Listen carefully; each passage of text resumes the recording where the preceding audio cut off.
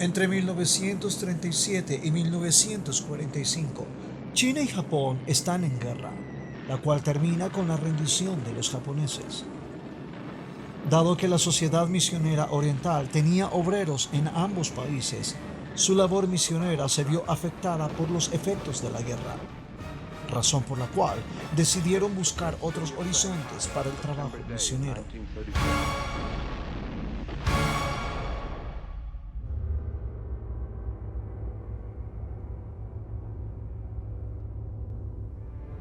Tras la muerte del fundador de la Sociedad Misionera Oriental, el reverendo Charles Coleman, su esposa, la señora Letty Coleman, asume la dirección. La visión de trabajar en América Latina nace en la señora Letty Coleman el 26 de octubre de 1942, cuando recibe las primeras instrucciones de parte de Dios en el libro de Jueces, capítulo 1, verso 15. Me has dado tierras en el Negev. Esto significaba territorios al sur. La señora Coleman medita una y otra vez en estas palabras y crece su convicción de que ha sido Dios quien las ha dado. Recibe el mensaje y lo pone por obra.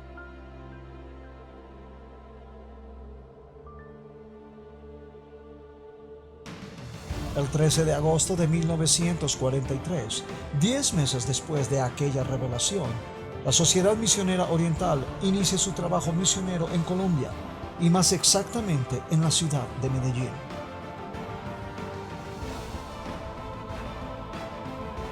El comité de bienvenida no podría ser el más desfavorable. Las actitudes tan arraigadas en las gentes, donde ser antioqueño era equivalente a ser católico. El ambiente que encontraron los primeros misioneros en tierras antioqueñas fue de hostilidad e intolerancia. La tarea no sería fácil. Al principio escuchaban la lectura y explicación de la Biblia con rostros inexpresivos. No mostraban ningún interés, solo la fría actitud de labios cerrados. Al terminar el servicio, los pocos oyentes caminaban en silencio y se iban tal cual como habían llegado. Lentamente, el Evangelio iba consiguiendo adeptos y los misioneros vieron la necesidad de contar con un lugar para la formación de jóvenes que requerían la enseñanza bíblica para la predicación del Evangelio. La misión adquiere un terreno en el barrio Robledo. Se trataba de una finca llamada Los Cerritos. El inmueble se compra con un aporte de $20,000 que envía desde Estados Unidos la señora Letty Coleman, producto de la venta del famoso diario devocional producido por ella y conocido con el nombre de Manantiales en el Desierto. El 8 de febrero de 1944, el Seminario Bíblico de Colombia abre sus puertas y da inicio a su trabajo académico con unos pocos estudiantes. Después de un año, y como una extensión de las reuniones que se hacían en el nuevo Seminario Manantiales, nace en 1945 la primera iglesia interamericana en Antioquia, conocida hasta hoy con el nombre de Iglesia Interamericana de Amador. 5 años más tarde, en 1950, y bajo la dirección del misionero Eugenio Whiting, se inicia la construcción del templo. La siguiente iglesia nace en Barbosa, Santander. Fue la primera que se formó fuera del territorio antioqueño. Las actas de la iglesia datan sus inicios en 1946, en una casa tomada en arriendo, y en la sala hacían las reuniones. La Iglesia Interamericana de Barbosa servía como centro experimental donde se ponían a prueba las estrategias misioneras de los primeros estudiantes pastores recién graduados del Seminario Bíblico Manantiales. Mientras se fundaba la iglesia de Barbosa, llegaba al país procedente de los Estados Unidos la misionera Carol Harding en agosto de 1946. Su misión: fundar escuelas para promover la educación cristiana en los niños de nivel escolar elemental. Con la misionera norteamericana Carol Harding y la maestra colombiana Inés Vargas, se iniciaba un proyecto que sería estratégico en la configuración de la Iglesia Interamericana, los colegios interamericanos. Ahora, la estrategia para acercarse a la comunidad y evangelizar sería la fundación de escuelas de educación básica como gancho para introducir el Evangelio. Gracias a la capacitación que recibían los creyentes colombianos, surgen nuevos obreros que hicieron parte fundamental de la difusión del Evangelio por distintas zonas del país. Este es el caso de la señorita Celina Soto y Carmen Osma. Ellas fueron enviadas a Puerto Carare, cerca de Puerto Berrío.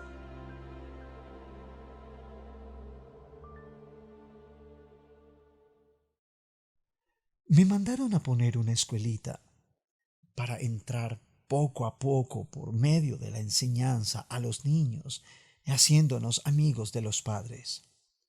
En verdad había una necesidad muy grande, no solo de educación para los niños, sino también para los adultos, pues la mayoría de ellos no sabían leer ni escribir.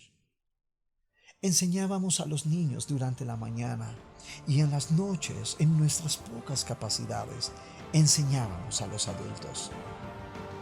Poco después, el pastor Ignacio Guevara, quien fuera el presidente de la Iglesia Interamericana para entonces, les comunicó que debían ir a trabajar por el río Cauca y el Magdalena. Las señoritas Celina Soto y Carmen Osma llegan a Galindo, un pequeño caserío del sur de Bolívar. Nosotras permanecíamos allí alrededor de 2 años. En Galindo había una escuelita.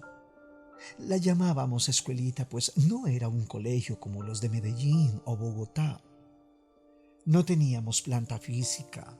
Era un rancho de paja sostenido con unos palos de madera, sin paredes ni piso. Era en pura tierra.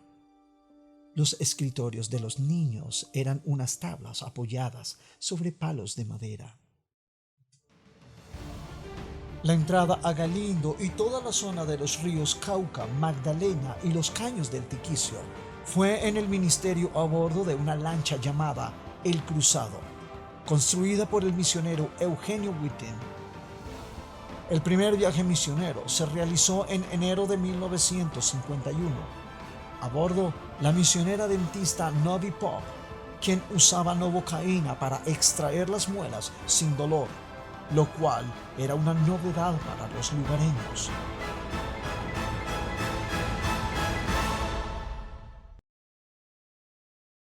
Yo para ese tiempo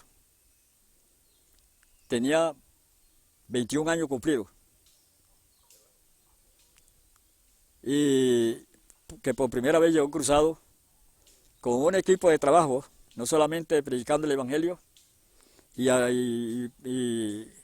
llevando, exaltando al Señor con música cristiana, sino que también llevó un equipo con médicos, con un servicio a nivel social, de tal manera que llegaron con odontólogos y medicina general y músicos, y otro servicio más como es repartir las cosas a la gente más necesitada, ropa, alimento y medicina a la gente. Esa experiencia de haber conocido al Señor cuando llegó esa hermosa lancha, donde ahí venía, digo, el Señor, hablando cosas que aún nosotros nunca habíamos escuchado.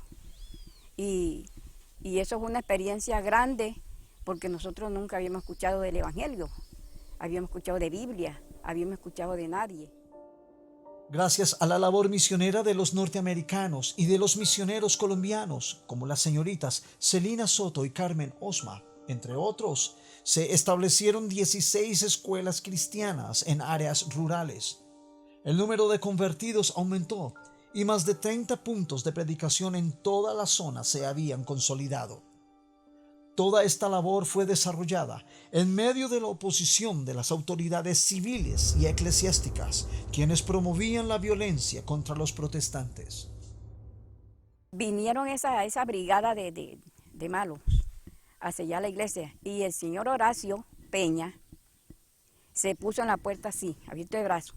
Y el policía o los que con el barritón para abrir los postes, meterle palos porque lo iban a sellar. Entonces él dijo, bueno pues, cobe pues.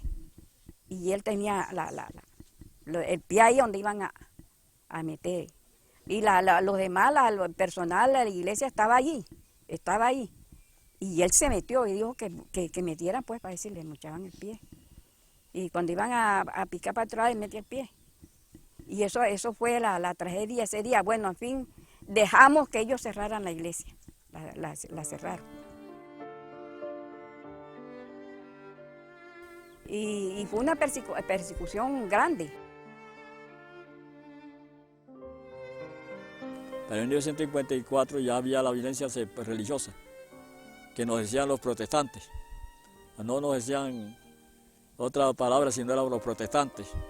Se levantó la iglesia, el clero directamente en contra de los protestantes y hubo mucha persecución. Gracias a Dios que ahí en Galindo no hubo un maltratado, pero sí lo cerraron muchas veces el templo, sellándolo, con la policía, con el mismo alcalde, el teniente de la policía y al fin pues hasta el cura venía también en ese mismo. Era un combo totalmente dispuesto a acabar con la obra, pero así no menguaba la fe, antes al contrario, más se mortificaban, porque mientras estábamos siendo atacados acá por alguna parte, por otra parte teníamos buenas acogidas a llevar el evangelio a los otros pueblos, a las otras comunidades. La buena acogida que tuvo la predicación del evangelio en el Bajo Cauca planteó nuevos desafíos a la misión. El evangelio tuvo una acogida en la comunidad de Galindo, que el 80% se convirtió de los habitantes del pueblo, el 80%. Recuerdo que cuando llegaban los misioneros directamente, casi todos, por no decir todos, asistíamos a las reuniones de ellos en la plaza pública, a oír el evangelio.